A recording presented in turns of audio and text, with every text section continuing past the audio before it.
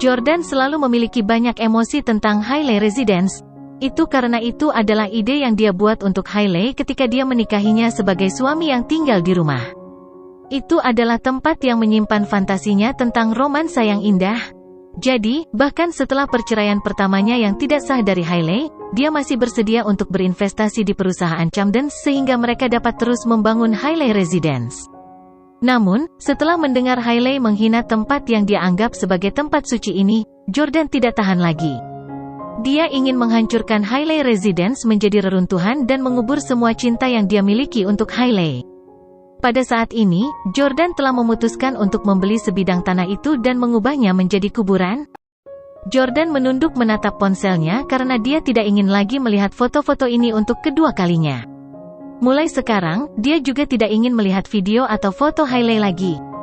Jadi, Jordan memblokir nomor Drew. Berhenti mengirimiku omong kosong ini. Kamu bisa mengirimiku foto Elle atau video Hailey. Aku tidak ingin ada hubungannya dengan mereka. Setelah menghabiskan beberapa menit mengendalikan emosinya, Jordan berpura-pura menyiram toilet dan kemudian berjalan keluar sambil tersenyum. Victoria sudah menuangkan sampahnya ke dalam gelas yang diberikannya kepada Jordan ketika dia melihatnya datang. "Pros," Victoria berkata sambil mengangkat gelas sampahnya. "Pros," jawab Jordan. Victoria menyesapnya dan berkata dengan terkejut, "Jordan, kamu benar-benar hebat. Anda bahkan tahu bahasa Belanda?" Saat kamu di kamar mandi, aku mencari cara mengucapkan sorakan dalam bahasa Belanda karena aku ingin mengujimu. Jordan juga menyesap dan berkata sambil tertawa, "Saya pikir Anda berbicara bahasa Jerman." "Hah, Jerman?" Victoria bingung. Jordan menjelaskan, kata untuk bersorak dalam bahasa Jerman diucapkan sama dalam bahasa Belanda, tetapi ada tambahan "o" dalam ejaannya. "Oh," Victoria tiba-tiba menyadari dan memandang Jordan dengan kekaguman. "Aku sangat bangga memiliki pacar yang begitu berpengetahuan. Yordania, saya pernah ke sangat sedikit negara, dan saya tidak tahu banyak bahasa asing. Selain itu, saya juga sudah putus kuliah sebelum lulus. Apakah Anda keberatan dengan kenyataan bahwa saya tidak berbudaya?" Victoria yang selalu bangga di depan orang lain, justru menunjukkan rasa rendah diri pada Jordan. Jordan mencubit daging di wajah Victoria dan berkata, "Saya sekarang seorang pekerja lepas yang tinggal di rumah yang Anda beli dan mengendarai mobil yang Anda beli. Beraninya aku membencimu?" "Haha," Victoria tertawa, "kalau begitu aku harus menghasilkan lebih banyak uang untuk menyediakan untukmu. Aku akan pergi keluar untuk wawancara sebentar lagi. Caden Huxley menikah hari ini, dan dia sekarang dalam banyak masalah. Dia seharusnya terikat dengan urusannya sendiri dan mungkin tidak punya waktu untuk peduli denganku." Jordan mengangguk dan bertanya, "Di perusahaan mana Anda melamar?" Victoria berkata, "Perry Express." Perry Express adalah pesaing terbesar Breezy Express, yang dimiliki oleh Huxleys. "Saya ingin bekerja di sana dan kemudian melawan Huxley dalam bisnis." Kebetulan wawancara Jordan sebelumnya juga dengan perusahaan kurir ini. Namun, Jordan hanya melamar posisi kurir pengantar. Dia tidak pergi ke gedung kantor Perry Express sama sekali. Victoria telah melamar posisi penting. "Aku harap kamu berhasil." Jordan mengangkat gelasnya lagi. "Terima kasih sayang." Victoria dengan senang hati menyesap sampahnya lagi. Pada saat ini, Victoria membuka kunci ponselnya, hanya untuk mengetahui bahwa berita tentang Maggie dan Caden tidak lagi menjadi trending topik di Twitter.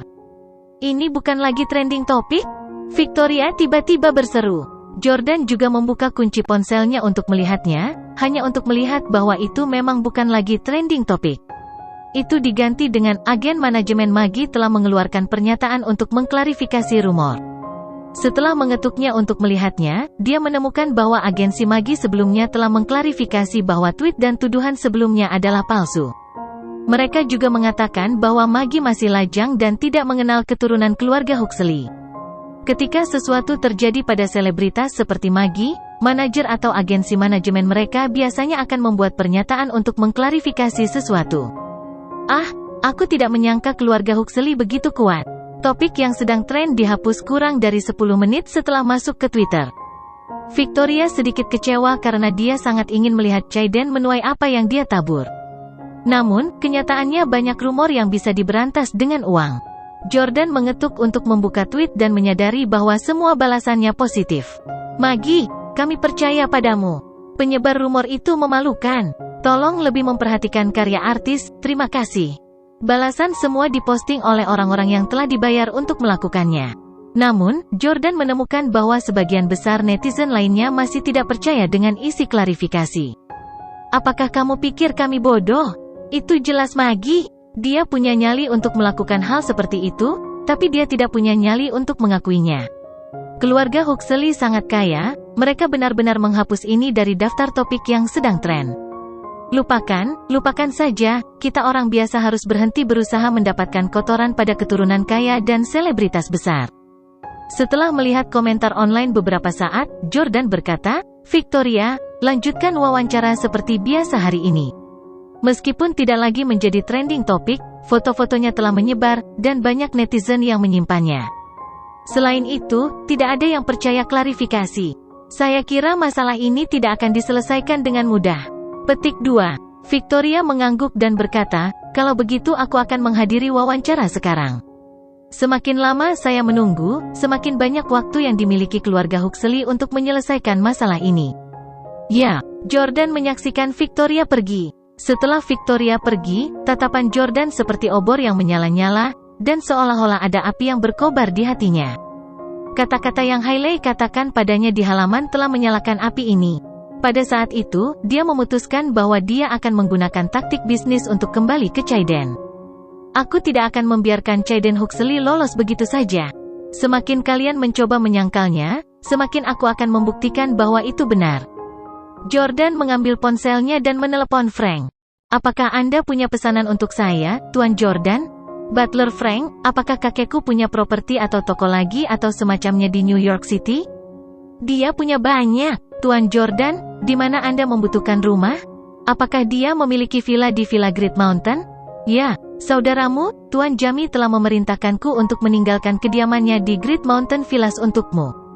Oh, adikku meninggalkanku tempat tinggal? Di mana kuncinya? Cafe Nostalgia, 2553 Claymore Avenue. Oke, aku mengerti. Setelah menutup telepon, Jordan memanggil taksi ke kafe.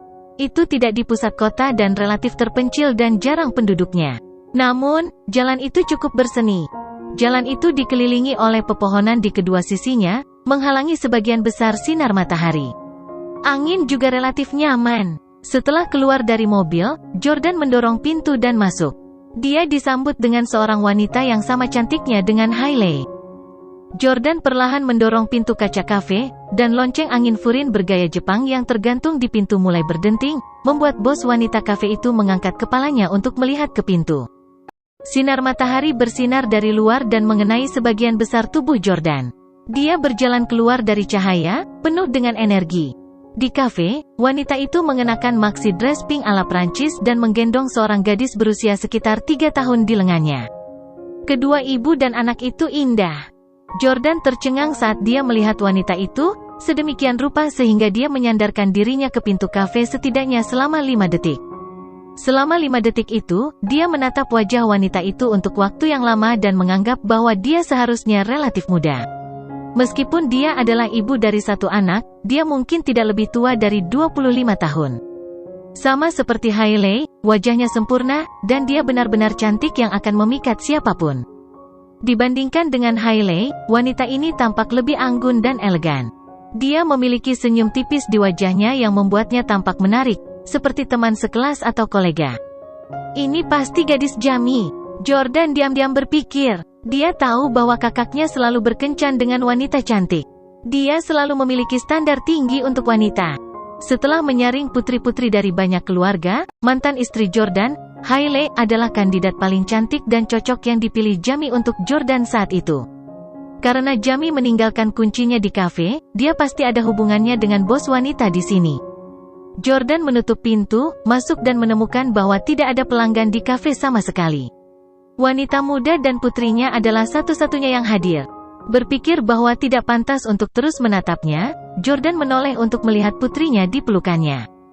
Dia menemukan bahwa gadis kecil itu telah lama menatapnya. Gadis kecil itu agak menggemaskan dan gemuk. Dalam beberapa tahun, dia pasti akan tumbuh menjadi lebih cantik. Mungkinkah dia putri Jamie?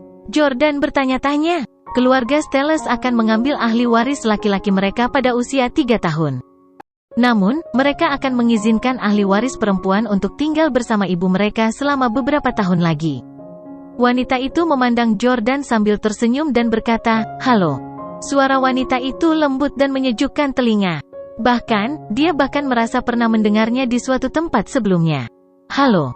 Jordan juga tersenyum dan mengangguk pada wanita itu. Wanita itu terus bertanya, "Apakah Anda ingin minum sesuatu, Tuan?" Jordan berkata, "Aku di sini untuk mengambil kunci Great Mountain Villas." Oh, wanita itu tetap tersenyum dan tidak tampak terlalu terkejut sama sekali. Menunjuk ke sebuah ruangan di kafe, dia berkata, "Ada di brankas di dalam ruangan itu." Jordan mengangguk dan langsung masuk, tidak tahu harus berkata apa. Ada sebuah ruangan kecil di dalamnya, dan ketika dia masuk, dia melihat sebuah brankas kecil. Jordan menoleh dan menemukan bahwa wanita cantik dan putrinya masih menatapnya, jadi dia bertanya, "Apakah Anda tahu apa kata sandinya?" Wanita itu menggelengkan kepalanya dan berkata, "Saya hanya tahu ada 4 digit." Jordan memikirkannya dan bertanya-tanya, "Mungkinkah ini hari ulang tahun Jamie?" Jordan memasukkan angka 0604 hanya untuk diberitahu bahwa itu salah.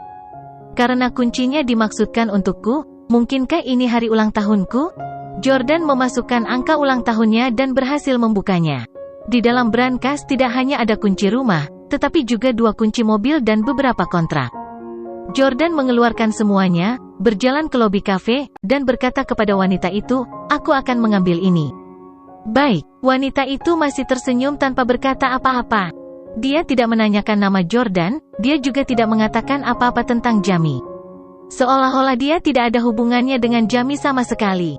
Jordan ingin pergi begitu saja, tetapi ketika dia hampir sampai di pintu, dia tidak bisa menahan diri untuk tidak berbalik dan berkata, "Ya?" Wanita itu bertanya kepada Jordan seolah-olah dia sedang memberinya layanan pelanggan.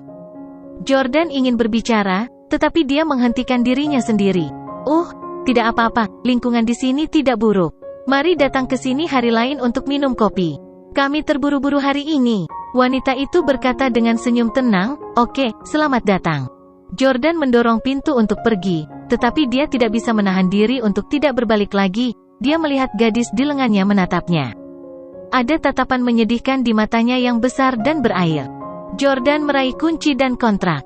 Sambil berjalan di bawah naungan, dia memarahi, "Bajingan itu Jamie. Wanita itu pasti kekasihnya, dan gadis kecil itu pasti putrinya. Dia pasti telah menciptakan kekacauan ini dan meninggalkan mereka." Jordan tidak menerima berita tentang Jamie yang akan menikah, jadi dia menganggap bahwa dia seharusnya tidak diterima oleh Stellas. Dia mencoba menelepon Jamie, tetapi panggilan itu tidak berhasil, jadi dia mengirim SMS kepadanya. "Saya pergi ke kafe nostalgia." Setelah itu, Jordan tidak terlalu memikirkan wanita cantik itu dan langsung menuju ke Great Mountain Villas, villa yang ditinggalkan Jamie untuknya. Pada saat yang sama, Jordan menelepon Pablo dan memintanya agar Maggie datang. Jelas tidak mudah mengundang Maggie karena dia adalah selebritas besar. Selain itu, dia sekarang berada di tengah-tengah skandal dan kontroversi besar, jadi dia tidak berani meninggalkan rumahnya sama sekali. Meskipun Pablo memiliki banyak foto pertemuan Maggie dan Chayden, yang telah diekspos di internet hanya beberapa. Dia memperhitungkan bahwa Maggie akan keluar dengan patuh begitu dia mengirim beberapa padanya. 1 jam kemudian, Maggie tiba di Great Mountain Villas, tempat Jordan mengenakan topi baseball, topeng, dan kacamata hitam. "Jordan, aku sudah membawanya ke sini." Pablo secara pribadi muncul di depan Jordan. Jordan mengangguk dan berkata, "Tetap di luar pintu dan lihat apakah ada paparazzi atau drone yang mengikutimu." "Ya." Pablo segera keluar. Hanya Jordan dan Maggie yang tersisa di villa. Baru saat itulah Maggie melepas topi baseball, topeng, dan kacamata hitamnya, serta jaket tipis yang melindunginya dari sinar matahari. Aura selebritinya perlahan terungkap. Dia tidak dalam mood untuk menghargai villa yang mahal dan dengan demikian berkata dengan ekspresi cemas, "Jordan, tolong lepaskan aku dan berhenti mengekspos foto-foto itu. Berapa banyak uang yang Anda inginkan? Kita bisa bernegosiasi." Jordan melirik Maggie, yang pernah ia temui di Stella Cosmetics. Namun, Stella menjalankan streaming langsung pada waktu itu, dan Maggie terlambat. Jadi dia langsung bergabung dengan streaming langsung begitu dia tiba. Keduanya hanya saling berjabat tangan, dan Jordan menganggap Maggie tidak memperhatikannya, jadi dia sama sekali tidak ingat siapa Jordan. Jordan duduk di sofa dan berkata, "Saya tidak kekurangan uang. Saya tidak mengundang Anda ke sini kali ini untuk meminta uang kepada Anda. Sebaliknya, saya bisa memberi Anda uang." Petik 2. Berikan aku uang. Maggie membeku sesaat, dan dia segera memikirkan kemungkinan yang tidak menyenangkan. Maggie mengamati Jordan dari ujung kepala sampai ujung kaki dan menghela napas. "Ah, kenapa kamu orang kaya suka tidur dengan selebritas seperti kami? Lupakan, saya akan setuju pada akun bahwa Anda cukup tampan." Jordan terdiam. "Tidak apa-apa jika aku mandi dulu?" Maggie melemparkan dompetnya ke sofa, dan tas itu mendarat tepat di sebelah tangan kanan Jordan. Jordan bingung, dan dia bertanya, "Nona Maggie, apakah Anda salah tentang sesuatu?" Maggie berpunuk dengan dingin dan membalas, "Salah? Anda telah melakukan begitu banyak omong kosong. Anda diam-diam mengambil foto saya dan bahkan mengancam saya. Anda memberi saya uang juga, bukankah itu semua hanya agar Anda bisa tidur dengan saya?" Sejak dia menjadi terkenal dalam 2 tahun terakhir, dia telah bertemu banyak bos besar atau keturunan kaya yang ingin tidur dengannya. Hal-hal seperti itu biasa terjadi di industri hiburan. Jordan terdiam beberapa saat, dan dia berkata, "Bukan itu maksudku. Kamu mungkin idola banyak orang, tapi aku sama sekali tidak tertarik padamu. Alasan saya meminta Anda untuk datang dan mengatakan bahwa saya dapat membayar Anda adalah karena saya ingin Anda melakukan sesuatu untuk saya." Oh, Maggie sedikit terkejut. Keturunan kaya ini tampaknya sedikit berbeda dari pria lain, ya? Melihat bahwa Jordan tidak terlihat seperti penjahat, dia juga lengah, duduk, dan bertanya, "Ada apa?" Jordan berkata, "Aku tidak dendam padamu. Targetku hari ini bukan kamu, tapi Chaiden." Mendengar ini, Maggie tiba-tiba merasa sangat sedih karena dia mengira dia sengaja menariknya ke bawah. Ternyata dia telah terlibat oleh Chaiden. Jordan berkata, "Sekarang Chaiden Huxley telah membayar agar masalah ini dihapus dari daftar topik yang sedang hangat, dan dia juga menyangkal mengenal Anda. Saya ingin Anda men-tweet dan memberitahu semua orang bahwa Anda dan Chaiden yang memakainya di mobil malam itu." "Kenapa aku melakukan itu?" Maggie berseru keras. "Aku berusaha keras untuk menyangkalnya. Mengapa saya mengambil inisiatif untuk mengakui? Itu akan menghancurkan karirku sebagai selebriti." Jordan berkata, "Foto-foto yang telah diekspos sebelumnya semuanya cukup jelas. Selama mereka tidak bodoh, siapapun akan dapat mengenali bahwa itu adalah Anda dan menebak apa yang Anda lakukan di dalam mobil. Menolaknya hanya membuat orang berpikir Anda munafik. Kamu bisa mengakuinya dengan berani dan mengatakan bahwa kamu telah memperlakukan Chaiden sebagai pacarmu. Katakan bahwa Anda sangat mencintainya dan bahwa Anda memiliki hubungan romantis yang normal dengannya, tetapi Anda tidak ingin hal itu dipublikasikan. Jika Anda melakukan itu, orang tidak akan punya apa-apa untuk dikatakan. Anda berusia 20-an, dan jatuh cinta itu normal. Tidak aneh bagi seorang selebriti untuk menyembunyikan romansa mereka atau bahkan pernikahan mereka." Maggie memikirkannya dan merasa memang demikian. Saat ini, selebriti akan segera menyangkal semua skandal yang mereka terlibat, hanya untuk akhirnya kehilangan popularitas karena memperlakukan penggemar seperti orang bodoh. Sebaliknya, akan lebih baik untuk berani mengakui masalah ini. Maggie berkata, "Tapi, Chaiden punya istri sekarang, tidakkah mengakuinya membuatku jadi simpanan?" Jordan berkata, "Kuncinya adalah Anda harus mengatakan bahwa Chaiden telah berbohong kepada Anda dan tidak pernah menyebutkan apapun tentang Hailey. Anda harus mengatakan bahwa Anda baru mengetahui hari ini bahwa dia menikah dengan wanita lain." Petik 2. Maggie sekali lagi berpikir keras. Sebagian besar pengguna Twitter yang memperhatikan hal ini adalah wanita, dan wanita adalah yang paling mungkin bersimpati dengan wanita. Setelah terungkap bahwa Chaiden benar-benar brengsek dan penyebab masalah ini, Maggie pasti akan mendapatkan dukungan dari netizen wanita yang tak terhitung jumlahnya. Itu memang ide yang bagus. Maggie berkata, "Tapi kalau begitu, aku akan menyinggung Chaiden. Keluarga Huxley sangat kuat, dan aku tidak bisa menyinggung perasaan mereka." Jordan menyalakan sebatang rokok, menyilangkan kaki, dan tertawa. "Apakah kamu pikir kamu mampu menyinggung perasaanku? Anda menyinggung dia atau menyinggung saya? Ambil pilihanmu." Maggie tidak tahu siapa Jordan, tetapi dia tahu bahwa Pablo, yang baru saja menjemputnya, jelas bukan orang yang sederhana. Kedua pria yang dibawa Pablo juga tampak seperti tokoh berpengaruh. Pablo bertingkah seperti pelayan di depan Jordan. Siapapun yang berani melawan Huxley jelas merupakan orang yang hebat. Maggie berpikir dalam hati. Setelah masalah ini terungkap, Maggie terus menyalahkan Chaiden di kepalanya. Ini semua salahnya karena mengajakku kencan malam itu dan bersikeras untuk berhubungan intim denganku. Namun, Chaiden dan dia tidak dalam hubungan romantis yang sederhana, tetapi satu dipertahankan dengan uang. Maggie sangat patuh dan akan bertemu Chaiden setiap kali dia meneleponnya karena Chaiden memberinya uang untuk dibelanjakan. Maggie ditempatkan di suatu tempat. Aku tidak berani menyinggung perasaanmu, tapi aku juga tidak berani menyinggung perasaannya. Selain itu, dia telah menghabiskan banyak uang untukku dalam 6 bulan terakhir. Akan terlalu kejam bagiku untuk menyakitinya kali ini. Petik 2. Jordan tersenyum, tahu bahwa Maggie akan mulai bernegosiasi dengannya. Berapa banyak uang yang dia habiskan untukmu? Tanya Jordan. Maggie berkata, jutaan. Dan dia hanya berjanji bahwa dia akan menafkahi saya selama sisa hidup saya jika saya kehilangan pekerjaan saya. Beberapa juta dolar tidak dianggap banyak untuk selebriti, terutama untuk yang populer seperti Maggie. Itu mungkin sebanyak yang mereka bisa dapatkan dari satu kesepakatan dukungan. Namun, banyak orang tidak tahu sebagian besar uang yang diperoleh masuk ke perusahaan, dan bagian artis sangat sedikit. Sebelum menjadi terkenal, artis-artis ini biasanya menandatangani kontrak panjang dengan perusahaan. Bagian dari uang yang mereka dapatkan sangat sedikit. Beberapa mendapatkan kurang dari 30%. Ketika Maggie belum menjadi terkenal dalam beberapa tahun terakhir, dia hampir tidak memiliki penghasilan dan bahkan berutang uang agensinya. Maggie berasal dari keluarga biasa-biasa saja, dan dia bekerja keras demi mendapatkan uang juga. Jordan berkata, aku sudah memberitahumu sebelumnya bahwa aku bisa memberimu uang jika kamu membutuhkannya.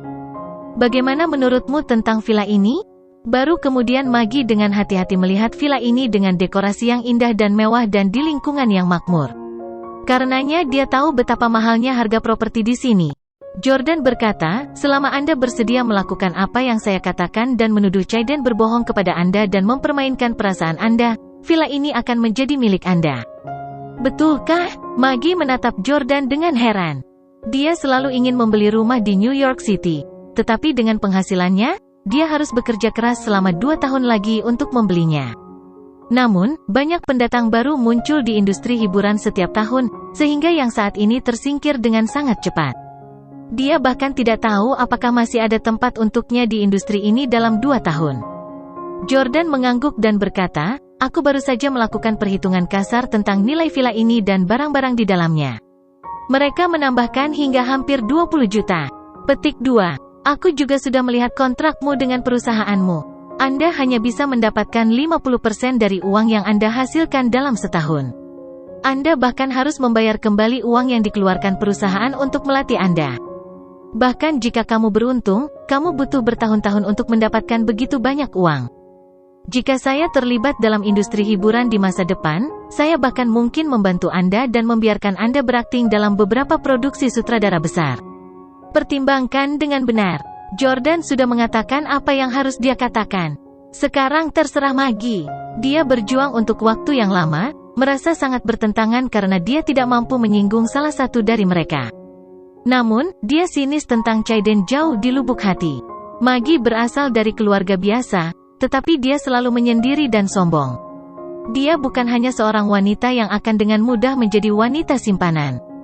Ketika dia pertama kali bersama Chaiden, dia juga tertipu oleh pembicaraan manis Chaiden, berpikir Chaiden benar-benar menyukainya dan ingin menikahinya. Siapa yang tidak ingin menikah dengan keluarga Huxley? Namun, ternyata Chaiden hanya mempermainkannya. Memikirkan hal itu menyebabkan mata Maggie penuh dengan kebencian saat dia menatap Jordan dan memberinya jawabannya. Oke, aku akan mendengarkanmu.